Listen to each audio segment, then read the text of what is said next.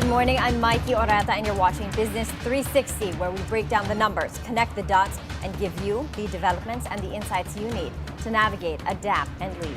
Let's dive right in. Wall Street sinks to record lows as U.S. President Donald Trump's so-called universal tariffs take effect, triggering global market routes and recession fears. A group of Philippine importers warns of supply chain disruptions, citing the widening impact of Trump's tariffs on trade flows and input costs. And President Bongbong Marcos asserts that the funds of state insurer PhilHealth are not depleted amid ongoing legal questions over the transfer of billions to the national treasury. First, let's take a look at how global financial markets performed Friday, starting with Wall Street, where stocks plunged on escalating trade tensions fueled by President Donald Trump's reciprocal tariffs. U.S. markets cratered, with all three major indices posting losses of over 5%. Trump's sweeping tariff announcements stoked fears of a recession in the U.S., a global downturn, and far-reaching consequences for supply chains and export-led economies, including those in Southeast Asia. I certainly think prices are going to increase in the United States. There's going to be rising voter anger. Probably a recession could be triggered. That will ripple around the world because production around the world will decrease as American consumption decreases. So I think it's going to drive everybody into a race towards the bottom. We will be looking at 5% or more unemployment in the United States. We'll be looking at probably a mild recession heading into a deeper recession if one has not already occurred. The Dow Jones Industrial Average sank 5.5%. The S&P 500 tumbled 6%, and the Nasdaq Composite plunged 5.8%. Over in Europe, the UK's FTSE 100 dropped 5%, Germany's DAX down by 5% as well, and France's CAC 40 lower by 4.3%. Over 50 countries are now seeking trade talks with the White House, signaling growing global pushback against U.S. protectionism, which could disrupt supply chains and trade flows that include the Philippines. According to U.S. President Donald Trump's top economic advisor, Washington is attempting to defend the new round of tariffs that have unsettled global markets. Trump's broad tariffs on U.S. imports have sparked retaliation from China, escalating the threat of a global trade war that may hit Philippine exporters and dampen foreign investment sentiment. This unfolds as U.S. stocks suffer their worst week since the 2020 COVID crash, a reminder that volatility in major economies can quickly spill over into emerging markets like the Philippines. The Philippine Exporters Confederation Incorporated, or PhilExport, warns that supply chain disruptions are pushing up the cost of imported raw materials, a growing concern for local manufacturers and exporters with already grappling with global trade uncertainty. This comes despite Washington's move to impose lower tariff rates on Philippine exports. PhilExport President Sergio Ortiz Luis says that the 17% tariff imposed by U.S. President Donald Trump won't drastically affect the country's competitiveness, as it remains much lower than the tariffs slapped on other ASEAN nations. He adds that even if Philippine exporters raise prices, their competitors may face bigger challenges, having to adjust to far higher tariffs in their own supply chains. Trump's 17% tariff on Philippine exports still relatively moderate, especially when compared to the sharper duties imposed on most of the country's regional peers. The government's gross borrowings inches down to 339.55 billion pesos in February, signaling a more measured debt strategy amid improving revenue flows, with implications for interest rates and investor confidence in the Philippine economy. Data from the Bureau of Treasury shows this is nearly 50% lower than the 663.42 billion pesos recorded in the same month last year. However, gross borrowings rose by almost 60% compared to 213.14 billion pesos in January. Oeconomia Advisory and Research Incorporated notes that the year-on-year drop in gross borrowings suggests that the government needed less financing for February spending. The month-on-month jump, on the other hand, was driven by the issuance of global bonds, a strategy closely watched by credit markets and foreign investors monitoring the country's debt sustainability. Value-added tax collections rise to 643.85 billion pesos in 2024, a sign that consumer spending remains resilient and tax reforms are taking hold, supporting the Philippine government's push for fiscal sustainability amid global uncertainty. Data from the Bureau of Internal Revenue, or BIR, shows that VAT collections grew 35.48% compared to 2023. The tax also accounted for nearly 23% of the 2.85 trillion pesos in total revenues last year, making it a crucial source of funding for infrastructure, social services, and economic stimulus. The Bureau of Treasury says that the rise was driven in part by a policy shift in VAT filing from monthly to quarterly, which began in January 2023 and helped streamline compliance across businesses. The Philippine Economic Zone Authority, or PEZA, seeks lower U.S. tariffs on key exports, a strategic move to protect economic zone locators from the impact of reciprocal tariffs that could disrupt trade flows and investor plans in the Philippines. PEZA Director General Tereso Panga says pushing to reduce tariffs on critical exports to the U.S., including electronic manufacturing, services, automotive parts, and select agricultural products, through a bilateral free trade agreement framework.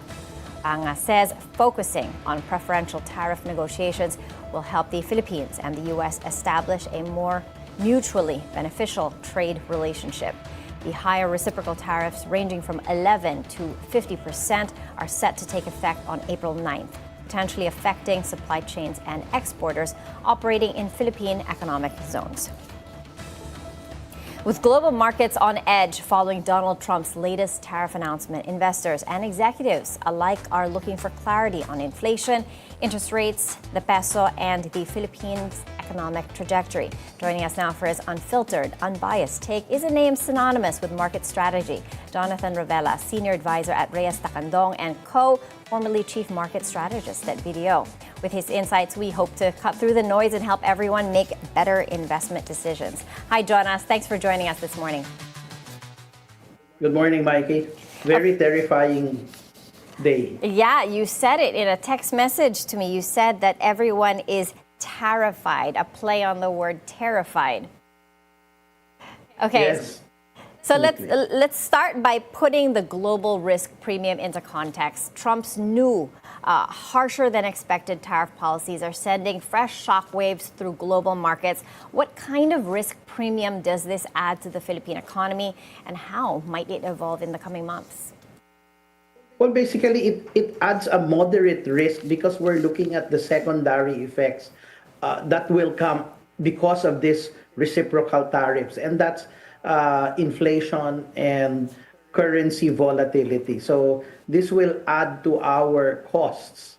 So this is, I think, even earlier you mentioned about the supply chain in the news, then definitely it will impact us because we're a net importer. So that is something that we need to be able to manage so that we keep the risk premiums at quite mildly at the moment. Mm-hmm. How exposed are Philippine industries to this new wave of protectionism? I mean, we're going to be hit in terms of electronics and agriculture. That's top of mind. What are your thoughts on this? Well, basically, our one of them definitely is electronics, and the other one, of course, in agriculture. Especially if we're importing a lot of our food, then that becomes another problem. And of course, one thing to actually look at it from the negative end is really because we import a lot of items, including raw materials, which could affect the supply chain. But if we're able to, again, look at the brighter side of things, you know, the 17% tariff is not as high compared to the other tariffs that were given in other countries like Vietnam. And with our infrastructure spending, and this could actually be a positive for the Philippines, and maybe attract them to manufacture in the Philippines, and hopefully become very positive for the Philippine economy. Yeah, there are opportunities amidst the global headwinds and the slower global trade. But I mean, looking at the bigger picture, what is your base case for GDP growth this 2025? All things taken into consideration. Thankfully, it's an election year, so that's going to help bump us up a bit. Yes. So if because there's an election year, my base case is at 6%. So again, the tailwinds of the election should help drive consumption growth. At the same time, with the slowing inflation that we've seen for the first quarter, we're at 2.2%. So this should help recovery of consumer spending. One thing to note is that we've seen the impact of lower oil prices. So that should be very good for transport and energy for us. So that should at least give us that 6% growth. John, as you mentioned inflation, interestingly, inflation came in at just 1.8% in March, bringing the first quarter average to 2.2%. 1.8% in March, that's way below target. The BSP Monetary Board is going to be meeting this Thursday, April 10th. Rate cuts. How much of a rate cut are you expecting? Well, basically, if you recall, in February, the BSP governor highlighted uncertainty that kept the pause, and eventually uncertainty continues to be the name of the game at this point in time. Although with inflation at 1.8% for March, the peso last Friday was 56.82. It appears ripe for at least a quarter basis point cut. Although for the full year, I've been looking at 50 basis points up to 75 basis points if things would change. But I think 50 basis points for the year is likely this year. Okay. All right. Now on to the peso. We don't have that much time, so let's kind of speed it up. How vulnerable is the peso given the twin pressures of global risk and local interest rates easing? Oh, well, basically for the peso, we're really vulnerable. It's just that I guess we were able to manage currency volatility well in the first quarter. So, but as the trade war escalates, the tendency for the peso is to move probably between 57 to around 59. And I'm looking at a year end of around 58.90. Hopefully that should stem the tide from remittances. Now, as for the equity side, despite improving fundamentals, equities remain range bound. The PSE index is down by 5.56% year to date. Is there some upside ahead with the rate cuts, or will caution prevail, Jonas? Well, basically, if we were to look at fundamentals, you have, infrastructure spending, good earnings. We've seen in 2024, we've seen 75 basis point cut last year. That should already kick in. Probably a 25 to 50 basis point additional this year should help try to bring the index closer to 7,100. But again, have we seen the bottom? That is a question that I think all of us are trying to find out. But sad to say, the risks of 5.8 could be tested. Okay. All right. Some quick rapid fire questions. We're tight on time. You've seen many market cycles. If you could think of a song that could capture the mood of the economic cycle or economic position we're in now, what would that song be, Jonas? It's Anxiety by Doechii. Okay, all right. As we head into the midterm elections, what is one economic issue that you think candidates should be talking about right now? Corruption. All right. And what's more resilient, the Philippine peso or consumer spending? The peso. The Philippine peso. All right. Thank you so much, Jonas, for sharing all of your insights with us this morning. Thank you. Have a great day ahead. We're taking a quick break. Please stay with us as we dive deep into the numbers and the narratives that matter most to your bottom line.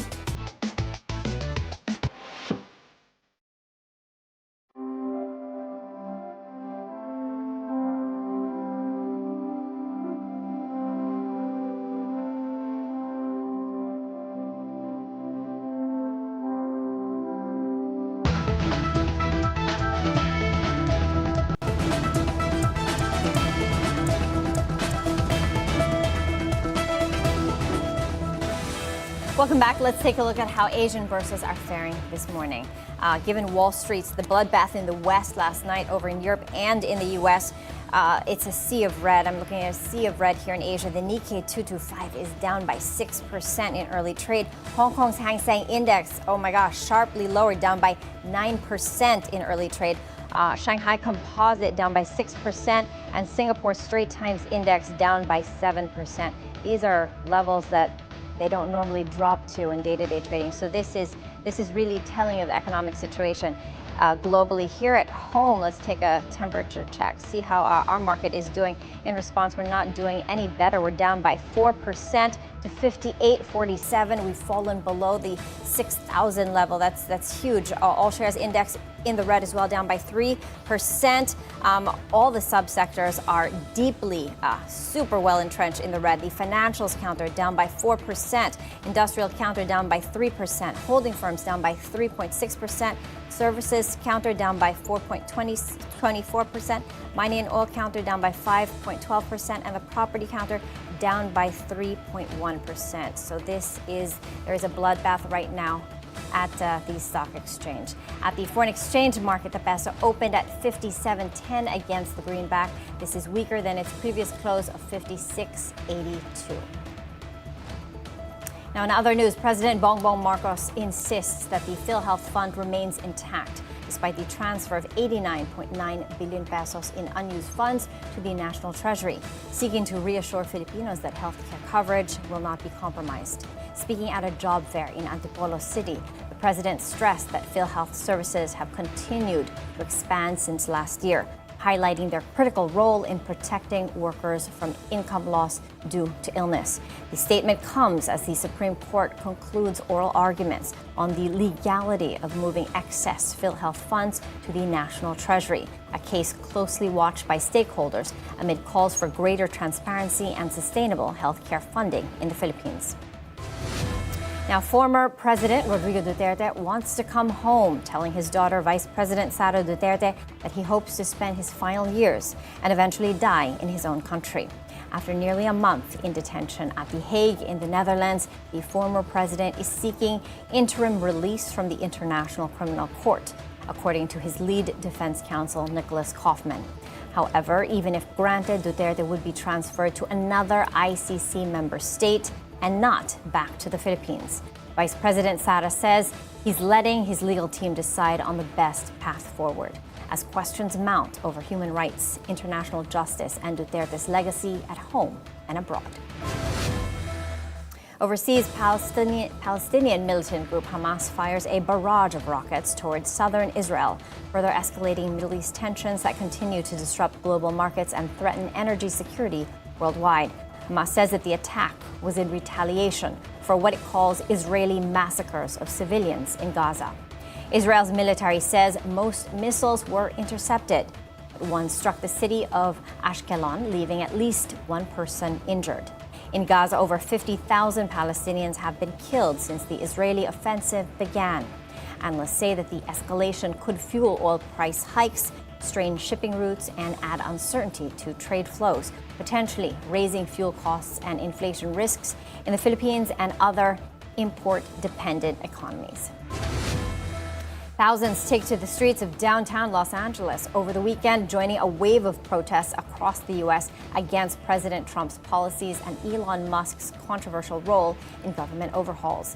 The LA rally was one of over 1,200 demonstrations held nationwide in a single day, with massive turnouts in New York, Washington, D.C., and Colorado.